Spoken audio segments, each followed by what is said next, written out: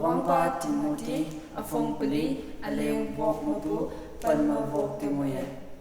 Krista Jesu sang ba amaicha aleng wok nang taulan ngau je nalan mong amne tama nang hangi ating lakpu hayang amai neubu chaya chunang ating lakpu ngalan uyin nang Krista Jesu sang ba amaina nang aleng nyet kawang yulu hayang bungau alam ngayona ngabalante ta chai kawang shimbuma ngola nang nyingge nyole ya aleng tat hang chingna bumma ngang ling bua ajing habu chingna haiko hapui kawang li bua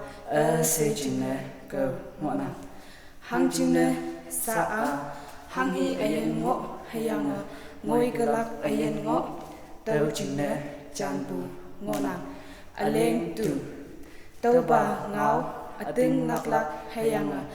se yapu oklak wangnang aleng pen hang chingna tau ba chingna tumana tuiling nang hayang wangnang hang chingna tumana ayen kawang kata se hayang anena nang palang yen ba nang ida mong nang aleng pen macha nang tau lang ngau father hayang nhờ tự aleng pen mani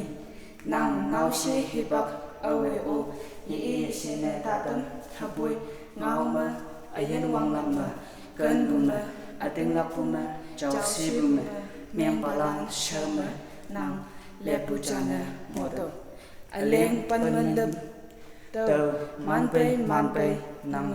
akong she shama lai ngau ibu hempu hayang nhờ buma mong father aleng pen ma pli